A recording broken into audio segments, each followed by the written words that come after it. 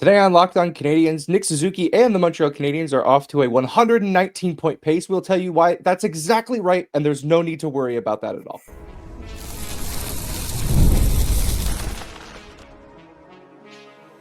You are Locked On Canadiens, your daily podcast on the Montreal Canadiens, part of the Locked On Podcast Network, your team every day. Hello, everyone, and welcome into another episode of Locked On Canadiens. Thank you for making us your first listen of the day and for subscribing wherever you get your podcast. Doing that ensures you don't miss an episode, and it supports us here on the show. Today's episode is brought to you by FanDuel. Download the FanDuel app now by visiting FanDuel.com and win a $300 bonus bets if your first $5 bet wins. My name is Ian Boisvert, also known as at Maybe It's Ian. Still a little sleep deprived over the last few days, so apologies there. And I'm joined as I always am by Laura Saba, also known as the actor Stick. Laura, we're in a lull. The Canadiens are off for a few days, but you know who's not off? Us. We're still here, cranking out content for folks. The vibes are really good across this team, right? We want to stay in the conversation. We do, and we're always here for our listeners every day, every weekday, literally every day. Whether you want to or not, we're going to be creating content. And we really appreciate also everybody who joined us for our pajama party for our last episode. The next one is coming up, I want to say, in March, if I'm not mistaken. It's late. It's a late game in March, so we'll have another pajama party then against San Jose. Maybe we'll have a special guest for that one too. Yeah. It was nice to look at the calendar and see that there aren't that many of those really late games left, but also like it's a funny bit. And It was nice to see people enjoy that. Some people joined us and put their pajamas on. I believe it was Alexander Christian, correct, who emailed us and said that they put their pajamas on so that they could join the party. Very much appreciate that. So thank you for playing along with our really, really silly bits and making this fun. I want to serve as a reminder that all of this is supposed to be fun, right? Yes. We're supposed to be having a good time. Look, the Canadiens are making it easy on us. I want to talk about the pace that some of these players are on, but also the team as a whole, and figure out if those numbers make sense, or maybe we'll find some more realistic endpoints for all of these guys. We'll take a look at the rest of the division. It's really Montreal and Detroit and then a bunch of other teams, and we'll figure out where Montreal is going to land at the end of all of this. And there's not a lot of chatter right now about the Olympics, but we're going to continue to check in on Suzuki and Caufield chasing their Olympic dreams and figure out, have they done enough to this point to at least be in the conversation. But let's start with the Canadiens keeping pace. Big numbers guy, obviously. The numbers, you can twist them to do whatever you want, but one of them that I think is important is pace. Yeah. Showing if you were to play this exact way for 82 games, here's what you would end up at. Now, all of that to say, the odds of any of the Canadiens playing at the exact same pace that they're playing at right now for the rest of the season, it's pretty low. But it's an indicator of what they're doing now, and also when things get tough, what kind of cushion they've built themselves as a team. Yeah. So let's take a look at this. So I'll start. Really, I'm looking at the core players here. Nick Suzuki, I teased it off the hop. 16 points in 11 games. That's an 119-point pace, Laura. We love Nick Suzuki here. That's going to be a tough one, yeah? Yeah, that's going to be tough. Listen. I just always, every year, want Nick Suzuki to prove naysayers wrong, right? I believe in Nick Suzuki unconditionally. Whatever he does is good with me. But sometimes I want people to shut up about Nick Suzuki. And when I say people, I mean opposing team fans that don't respect him enough. Because here's my thing, is that we shouldn't care what those people think. I agree with you on that, because I know you were going to say that. I do know. I was prepared for that.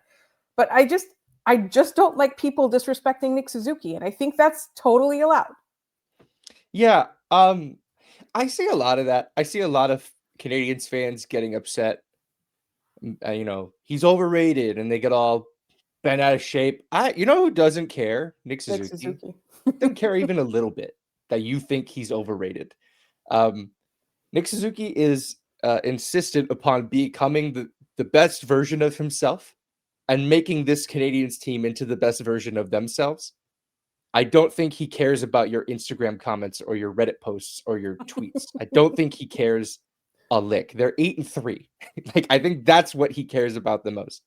I think with Suzuki, the interesting thing for me is he is shooting at about almost 8%, and he's got just the 2 goals on the year. But he's got, a ton of assists. And I think the assists go to the next guy on this list, in Cole Caufield. 9 goals in his first 11 games. That puts him on pace for a 67-goal season. That's probably not happening, right? No. Like he seems None to of have this is happening. No, correct. We'll get to some that are close. I think there are some that are reasonable here. But yeah, I think Caufield has set himself up for a 40-goal season in a way that, he's always kind of started seasons hot. It's always been, can you maintain and can you limit the droughts? Given that he's on a 67-goal pace right now, where do you think he's going to land once I don't want to say regression monster comes for him, but like he hits that inevitable slump that every goal scorer gets on? So are you asking, like, where do I see him finishing? Yeah. What's the total at the end, given the 11 games that we've seen so far? 42. 42 is, I think, a solid number. Yeah, I think it's doable. It's 100% doable. Yeah, especially with Nick Suzuki. I mean, the assist he had in Seattle, where he passed on Caufield's first goal. Yeah. He even admitted afterwards he was trying to score. He was trying to bank the puck off of Joey Decord. And for some reason, Nick Suzuki cannot score this year. It's like he made a deal with the devil and was like, I want the most points possible. And like the monkey paw curled. And now he just gets assists and he doesn't score at all. I think that's like that. As long as Suzuki's doing that, Caufield has a shot at 40. And likewise, as long as Caufield has a shot at 40, Suzuki has a shot at 100. Yeah. I think he should realistically aim for 100. And if he's in the 90s, then we're doing good. Yeah. That's still an improvement on last season. He was an 89-point player last year. Yeah, and that'll the thing that I really appreciate about these two is that no matter what, they always find each other on the ice. I know they've played together a long time now. I totally get it. But I think it's the chemistry mixed with the talent. Like there's a lot of players that have played together that long or understand each other really well, but that level of talent is a little bit unique, where like both players have a similar level of talent. And I'm not saying like this is like, Ovechkin and Backstrom years. That's not what I'm saying. I'm just saying like they're both really, really good and it's working out really, really well. I really always think about like when Nick Suzuki was asked before the season started, what makes you happy or which player makes you happy? And he said Cole when I pass to him and he scores. Like, exactly. That was so wholesome and just so simple and so true. Yeah. Moving on. Hudson, 10 points in his first 11. That puts him on pace for 74 points. That doesn't seem all that off for him. No, like seems like probably peak Lane Hudson, right? In that area. Yeah. I went on the record before the season started that Lane Hudson was going to regress this year, sophomore slump, all of that, and so far he's proven me wrong. And he loves. I've never been happier.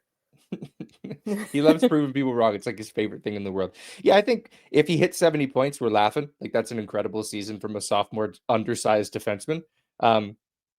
On the other hand, we have an oversized player, Uri Slafkovsky. He's got 5 goals in his first 11 games. That's a 37-goal pace.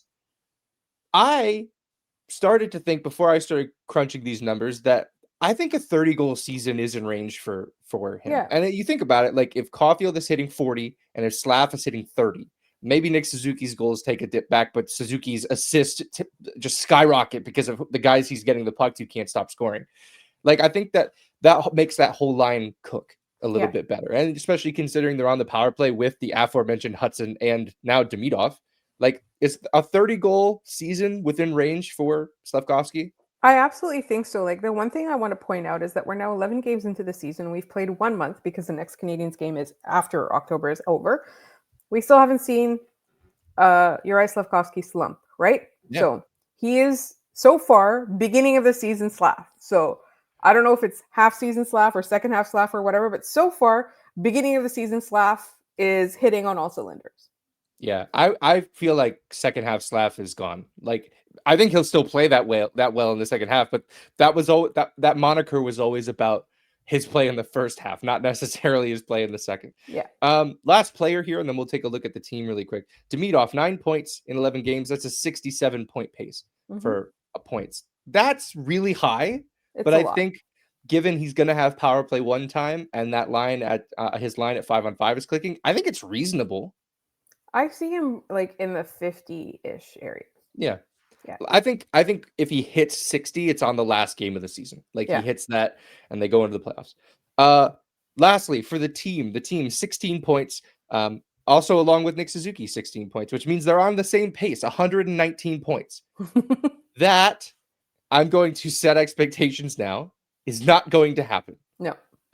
I think that this team probably tops out at a high 90s point. I think in our preview with Locked On NHL, I think I said 97 points. This felt like a 90, I think a 95 to 97 point team. Yeah. They're going to regress, but this just goes to show you how many points they've banked, right?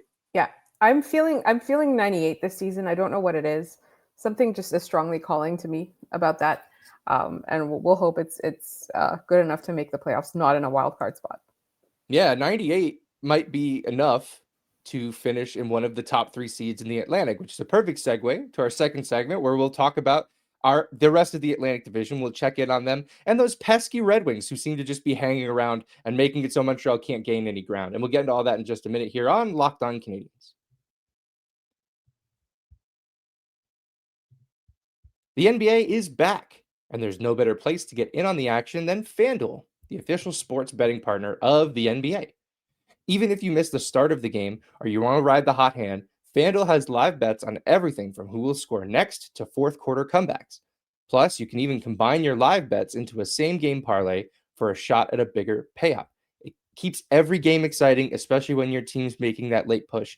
And you know what? If you're still watching hockey games, I always love the anytime goal scorer prop. Just like in the NFL, I love the anytime touchdown scorer. I love to put those props down. FanDuel lets me do that the way I want to do it. Right now, FanDuel is giving new customers $300 in bonus bets when your first $5 bet wins. So head to FanDuel.com to sign up and play your game with FanDuel, the official sports betting partner of the NBA. All right, we're back. It's time to get to know our enemies a little bit more. It's the Atlantic Division. It's always been a gauntlet, ever since, the Tampa started to take off. Toronto had been great that whole time. Boston had always been great that whole time. Florida picked it up, obviously, in the last couple of years, last 4 or 5 years. But Florida might be falling off a little bit given their injuries that they have to play through this year. What are your thoughts on this year's crop in the Atlantic Division? Like when you think of the Atlantic Division this year, what's the first thing that comes to mind? It's not what I expected it to be. Yeah. Other than Buffalo. Looking at the standings, I have to agree. Other than Buffalo, unfortunately. We're not going to gratuitously crap on Buffalo, but I did not expect Detroit to be neck and neck with the Canadiens. I expected that to be Ottawa. I did not expect there to be Ottawa to be not in turmoil, but it's not an ideal start for them. Let's admit that, right? Yeah. Given the injuries, I don't think anybody anticipated the injuries to Florida, but given that, it's not surprising where they're at. What is surprising is Toronto and Tampa's early struggles to me. Yeah, I think Tampa is the one, you said we're not going to gratuitously dump on Buffalo. I actually kind of like how Buffalo looks right now. They still play defense like a junior team, but the offense is going, which is what was the case last year. And I think they're getting better goaltending from Alex Lyon. They're not even in last place in the division. There's 2 teams worse than them in Tampa and Boston. They all have 10 points, but Tampa has fewer regulation wins, and Boston's played 2 more games than Buffalo and Tampa and still hasn't picked up more points. Boston is the biggest surprise to me because we didn't love what they did in the offseason. I love it as a Canadiens fan because it was terrible. It was not smart use of their cap space. But it seemed like they made those moves under the impression that they thought they would be better. Yeah. And they're worse. They're worse than they were last year. To me, that is my biggest takeaway so far is just how bad Boston has been. And they've, at least to this point, have taken their hat out of the ring. The Canadiens currently are 6 points ahead of Boston with 1 game at hand. That's tough. At what point in the year do you think a team has a lost season and needs to think about tanking? Well, in a year where there is a Gavin McKenna available, now. It's now. Yeah, and I know people will say like, well, the lottery has made it so that, these teams don't want to tank because there's a 20% chance that they get that player. There's an 80% chance that they don't. And that's only if they finish in last place. I think the lottery system's kind of bad in that way. Um, yes, you have a higher chance than any individual team, but that's not how numbers work. The numbers are that if you are the worst team in the National Hockey League, you have a 1 in 5 chance of picking first. That's not good. And I think it's what keeps bad teams bad, on top of bad management, which I think Boston has right now. I don't think they know what they're doing. Um, but looking at the rest of the division, the other surprise to me is I mean, other than the Canadiens, which I think are even surprising to us on their show, who spent a lot of time gassing them up. It's the Detroit Red Wings. They're in second place in the division, 10 games, 7 wins, 3 losses. The Canadiens are one of those 3 losses. Montreal beat them in their home opener pretty handedly. Um, are is this if one of these teams is a mirage, which one is it? It's Detroit. Why is it Detroit? Is it because Because we're unlocked on Canadians, or is it because you actually believe that the Detroit Red Wings are a mirage? I believe that the Canadiens front office makes smarter decisions. And so in a scenario where, and we didn't talk about this on yesterday's show, but I can bring it up. In a scenario where the Montreal Canadiens know what they need to do, if something goes wrong, they're not going to hesitate to pull the trigger on any type of trade, right? We always point to that Justin Barron one. They tried to make it happen and it didn't happen. We also point to how we question them on Alex Newhook, and look at him now. He's thriving, right? We talked about yesterday in our group chat about the Montreal Canadiens have done their homework on every single center who might be available. Like, this front office is aggressive. It does its research. It's very smart, but it also does not make emotional decisions, right? So I think that when push comes to shove, because both of these teams are doing really well right now, but there's going to be a losing streak. There's going to be those games that are like 8-2 or 7-1 or whatever. Both of these teams are going to encounter that. It's normal in a regular season, even for the best NHL teams ever. I just think that the Montreal Canadiens are probably better positioned to react to adversity. And that's why I think that I don't necessarily think that Detroit is a mirage entirely, because they also had like a slow, strong rebuild. It just kind of went off the rails a little bit a couple of years ago. I just still believe in the Montreal Canadiens front office more than I believe in the Detroit one. So while I wouldn't necessarily say they're a mirage, I would say that if one of these teams is coming out on top, it's Montreal. Yeah, I mean, it's tough to go against that. I think Detroit would have acted a lot differently had they come out this season and been 500 and been around where Buffalo is at. But they're not. I think they would have been desperate in that situation, given that the Yzer plan is on year 6 or 7. Like, it's been a while since he got there. I don't know necessarily that the front office at this point has too much of an impact on what the rest of the season is, unless like they get offered a huge trade and they mix up their entire core. Like I which I don't think they'll do, because I mean, just looking at the Red Wings from the outside, what was always frustrating was like they have good pieces, right? Yeah. Like Mo Seider is incredible. Dylan Larkin has always been in that Nick Suzuki sort of level of center where it's like he's really good, but you always wonder who's going to play around him. I really like what Detroit has built, which is why it's always been so frustrating, just like Buffalo, like that they weren't able to turn it around. I do think that both of these teams regress a touch, but just like looking at the rest of the division, like, and not to throw dirt on these guys, but like Toronto is 5-4-1 in 10 games. They're not looking super great. Florida Panthers have the same amount of points, but they've played one more game. They're 5-5-1. They've obviously been decimated with injuries. I think that's why you use this phrase a lot. They're banking points, right? Because eventually, like, the Floridas of the world are going to get healthier. Ottawa is going to get healthier. They're without Brady Tkachuk at the moment. Like, Montreal is healthy, relatively speaking. Obviously missing Patrick Laine now, but like they are. Yes, Laura just knocked on wood. That's the correct usage of the idiom there. I think that I think these teams are going to regress at some point, but I don't think it's to the point where they fall off the face of the earth and we're talking about lottery odds like I was earlier. Yeah. I think, or I even think it's drastic different. trades. Yeah, unless an opportunity presents itself because a team falls out and they decide they want to go for Gavin McKenna, and the Canadiens are there and ready to go. Yeah. And they've got the assets to go and make a trade for some of, like, the Toronto Maple Leafs might want to make a deal like that too. They don't have the trade assets anymore. Detroit might, right? Like, that's a team you'd be competing with for those sort of things within the division. So Yeah. it's an exciting division. It's one of the best, if not the best, in the NHL. I think the Central is crazy. The Central is nuts. It always has been.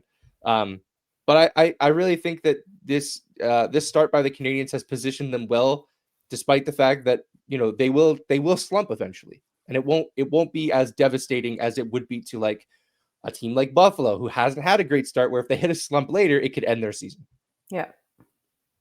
All right, let's leave that there. When we come back, we'll talk about two guys who are definitely not slumping in Nick Suzuki and Cole Caufield, and we'll get back into whether or not they have done enough to this point to put themselves in the Olympic conversation. And we'll get into that in just a minute here on Locked On Canadiens.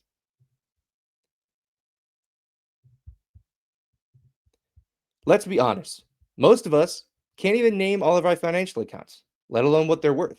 Between 401ks, savings, and investments, it's easy to lose track, and that can mean leaving money on the table. That's why I started using Monarch, an all-in-one personal finance tool that brings your entire financial life together in one clean, easy-to-use interface on your laptop or your phone. It's helped me organize my accounts, track my spending, and get a better handle on my investments without ever having to touch a spreadsheet. And I love that I can view everything together with my wife. We can see our shared goals and make life better for us, make our financial decisions easier. Monarch's visual dashboards and smart tools make it so much easier to understand where my money is going and how to make it work harder for me. Don't let financial opportunities slip through the cracks. Use code LOCKEDONNHL at monarch.com for 50% off your first year. That's monarch.com, code LOCKEDONNHL for half off your first year.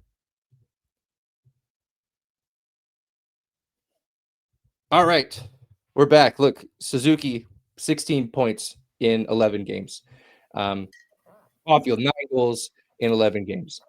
And yet, we're talking about two guys who are close to, if not leading the league in certain offensive categories, and they are not locks for their Olympic teams. Laura, is it because Nick didn't go to Worlds? Nick didn't go to Worlds, and that was so bad that even Cole Caufield doesn't have a guaranteed spot on an entirely different team. Yeah, he's guilty by association. Like, no, you can't go either. Even though, does Team USA have that same antiquated view? Team that USA, I think, is you just don't like, deserve to go to any other tournament? I think Team USA is more just like, if you're not large and lumbering, you can't go. Yeah, I think that's fair.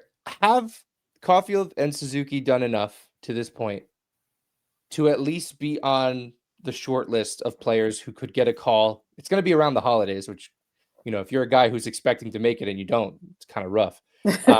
You know, like, have they done enough to this point to at least warrant that conversation? They've done enough at this point to get noticed by the brass, right? And which is not to say that the management isn't looking at these players already, but they've done enough to keep themselves in the conversation. Like, this is an incredible start for both of them. This is something where, like, Cole Caufield is now showing that he's clutch, right?